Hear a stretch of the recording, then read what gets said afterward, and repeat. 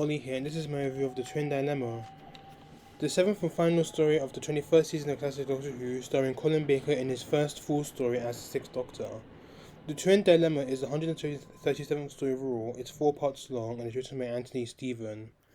So even though in the last story, the Caves and Andrews only ended with the Fifth Doctor regenerating, and the regeneration stories are usually usually what closes the season, Jonathan Turner decided to pretty much have that story be the second to last story of season 21 and have Colin Baker's first story as the finale of season 21. So in his way, fans can get used to his character early on, which didn't really end well, as I explain later in this review. So the plot of this story is as follows: the Doctor has regenerated and all is not well. Confused, angry, and acting strangely, the new Doctor decides to become a hermit. So he takes his concerned companion Perry to a desolate asteroid where he plans to live for 74 centuries. The time travelers soon uncover a plot that threatens the entire galaxy. But why has an alien gastropod kidnapped twins, and will the Doctor recover in time to find out? So that is the plot of The Twin Dilemma. So this story is quite infamous, that's widely disliked by many Whovians. Well, truth be told, I actually enjoyed the story. I really enjoy it. I don't know why.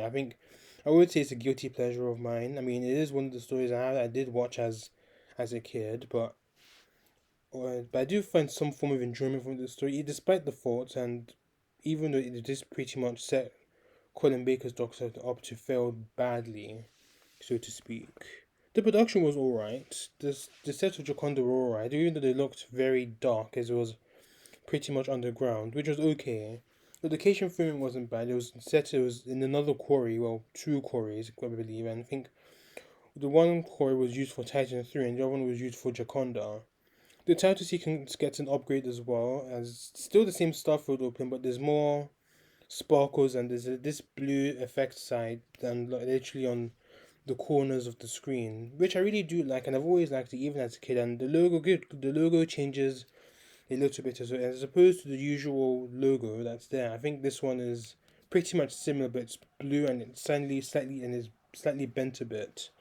The script was okay, even though if it was alright, even though it could have done with a bit of tweaking, but I think the direction by Peter Moffat was a bit all over the place. And also, the Twin Dilemma is the last 4 part story in Doctor Who at the moment, because this following season, season 22, most of it is pretty much 2 part 45-minute stories. Yes, and this is the last four part 25-minute story that we see, and not for at least another 2 years. Although in some countries and the reruns on Twitch for season 22, they actually does keep the 4 part 25-minute format, but it's broken up into different cliffhangers, which does make it a bit weird, so to speak. Before, the plot was quite good, although I think the execution could have been a bit better. But I liked how I was able to pick up after the third part 3.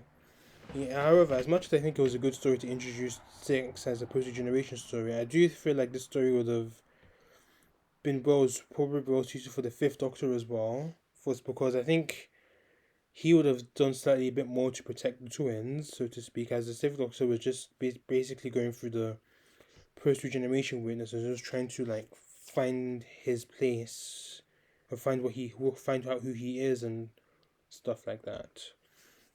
The pacing was a bit crap, was somewhat crap in all fairness, but it was a bit inconsistent. But I think that the Twin Dilemma is probably the most light-hearted story in this season, which says a lot. The humor was there, but obviously not Graham Williams' level of humor, but it was quite humorous. There was some light bits of comedy, like when the TARDIS I think arrived on Jaconda, and then the Doctor just comes out and just he's like basking it all in his glory, and Perry is just side eyeing him. It was quite funny and so on. Also, the Doctor does bicker with Perry a lot in the story, which actually does help with the humor.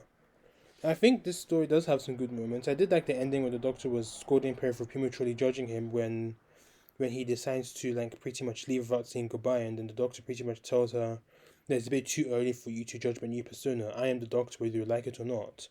Although this was probably a bit of a fourth wall break, because I'm sure people had complaints about Six's character even during the Twin Dilemma was an air, which the Six Doctor's character did actually get a lot of criticism for being undoctor-like in comparison to other Doctors.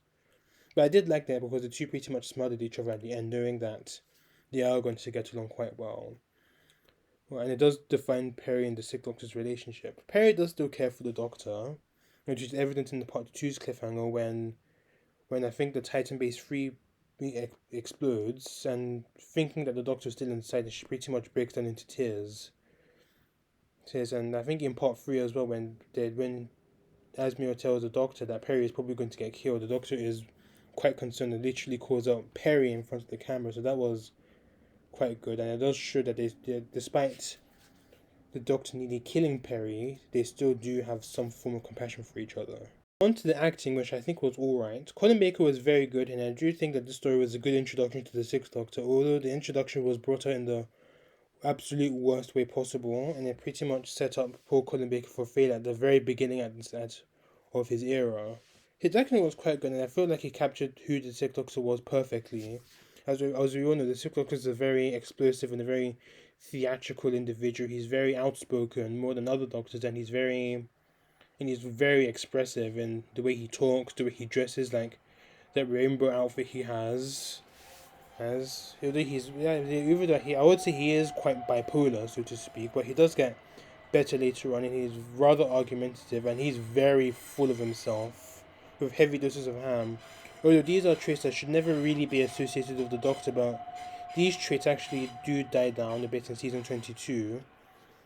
But one thing I did like is that the Doctor still has a very strong sense of justice, and he pretty much goes out of his way to make sure justice is being served, which does happen in the story, but it is a bit lost in the way because the Doctor's still quite full of himself. He's still very, he's still quite very arrogant and smug, berating Perry and Lang on the way and others as well. So it was still good, but then he realizes what he needs to do and gets the job done.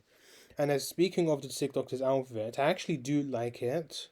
It does absolutely suit the Sixth Doctor very well, and even though I think I preferred the blue variant that he wears, he doesn't wear it any time during this era, but he actually does wear it during his Big Finish era, which would be nice to have seen on TV at least some point. So yeah, it's quite cool. His development actually does begin when at the end of Part 3, when Mester was going to kill Perry and Esmil insisted that nothing could be done to save her, and then the Doctor pretty much calls out her name in horror, which does show that he does actually care for Perry despite all the shit that went down at the start of the story. And obviously it does show that the Doctor does still have there's still the element of care that the Doctor still has. And it's a shame that his era was cut so short before his proper development can actually begin. Do I think this was obviously I do think that the development would pretty much had to do with Doctor feeling a little bit guilty with trying to strangle Perry in the TARDIS, though he never actually says or apologizes for it, although he does promise Perry in the following story that he won't hurt her ever. But then, speaking of joking, he actually does strangle, I think, Asmiel again in Part 3 when he leaps across the table and he literally says, "You're a villain! Murderer!" He literally just leapfrogs across the table and just chokes Asmiel. Which does go to show the Doctor wasn't really in full control of his emotions, and the Doctor does have his woe is me moments in this story. And speaking and fun fact, Colin Baker actually does provide the voice of a Dracondan patrol pilot earlier on in the story. Nicola Bryant was great here as well, and I actually do feel very bad for Perry because she literally just joined the TARDIS and she's already been through a significant amount of hell. Excluding Big Finish and other expanded media stories because with the Fifth Doctor, because I do think that her and Five do travel for quite a fair bit before Caves of Androsani does happen. So, but if you take aside Big Finish, she literally just witnessed the robot take a form of a robot stepfather. Of her stepfather, who is pretty much rumored to have molested her when she was literally dreaming about him in the TARDIS. Almost dies of a dangerous disease, and I think she's still very much in recovery, in my opinion. But even though she did drink the Batman, I do think she may have recovered a bit too quickly. But I do think Perry did seem to get over the trauma that happened in Androzani rather quickly. But she does get, although she does get pretty much undergoes more trauma when the Doctor accuses her of being an alien spy and strangles her, which definitely would have traumatized her even more. But she does defend the Doctor even when Hugo Land actually wanted to kill the Doctor. When in the end of, at the end of part one, when she pretty much says that you're the one to pretty much save you, there's no need to kill him. So I do think that she does actually care for the Doctor when the Titan Base 3 explodes and she thinks that the Doctor was still inside and didn't have time to get out, and she was actually crying. But the Doctor actually did manage to get out on time, although there was a problem with Perry's watch, which pretty much caused a bit of a delay, and the Doctor was still pretty much insulting her because of her watch, so to speak.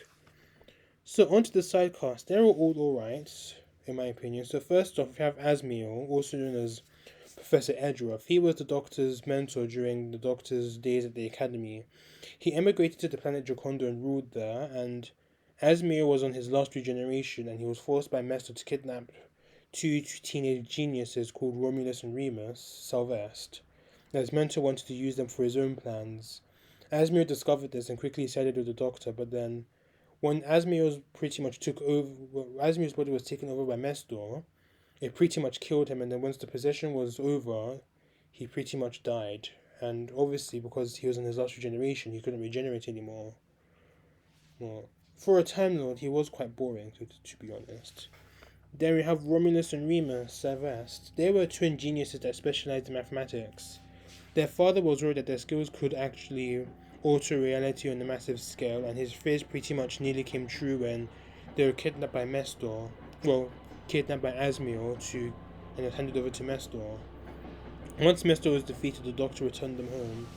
Then we have Lieutenant Hugo Lang. He was a 24th century star pilot with interplanetary pursuit, and he was assigned to look for Romulus and Remus after their abduction, but his ship was shot down and crashed on Titan 3.